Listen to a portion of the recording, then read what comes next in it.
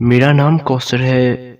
کچھ دن پہلے ہی میری شادی میری پھپھو کے بیٹے سے ہوئی تھی۔ میرے سسرال میں میری ساس، سسر، ایک دیور اور ایک نند تھیں۔ باقی سب کی شادی ہو چکی تھی۔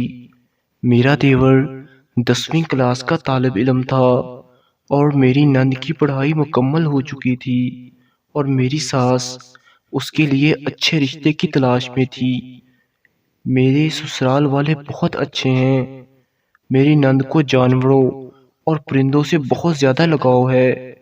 اس نے کچھ پرندے گھر پر رکھے بھی ہوئے ہیں اور وہ سارا دن ان کے ساتھ اپنا وقت گزارتی ہے۔ کچھ دنوں سے مجھے اس کے اندر بہت عجیب سی تبدیلیاں محسوس ہو رہی تھیں۔ میں نے سوچا یہ میرا وہم ہے، اس لیے میں خاموش رہی۔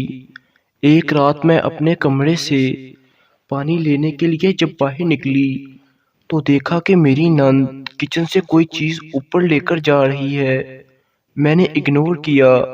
اگلی رات میں نے نہ چاہتے ہوئے بھی اس پر نظر رکھی تو اس رات بھی چھپ چھپا کر کچن سے کوئی چیز لے کر اوپر جا رہی تھی۔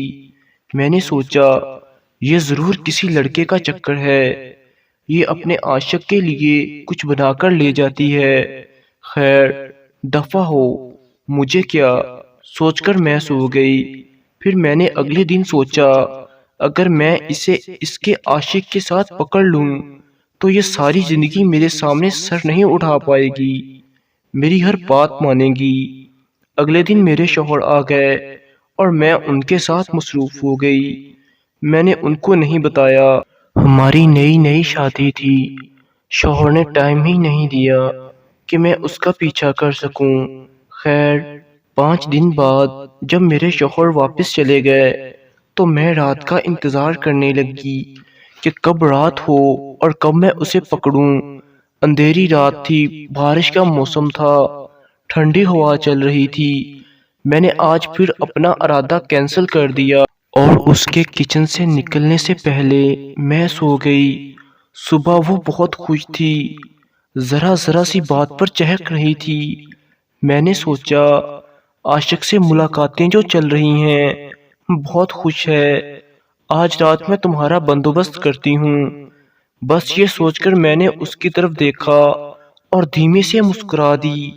تقریباً رات کے 11 بجے کا وقت تھا، شاید سب سو رہے تھے۔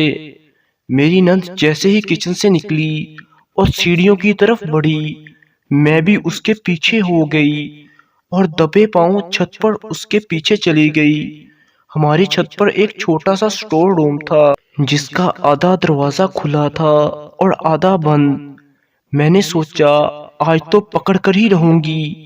میں نے کھڑکی سے اندر جھانکا تو اندر کا نظارہ دیکھ کر حیران رہ گئی۔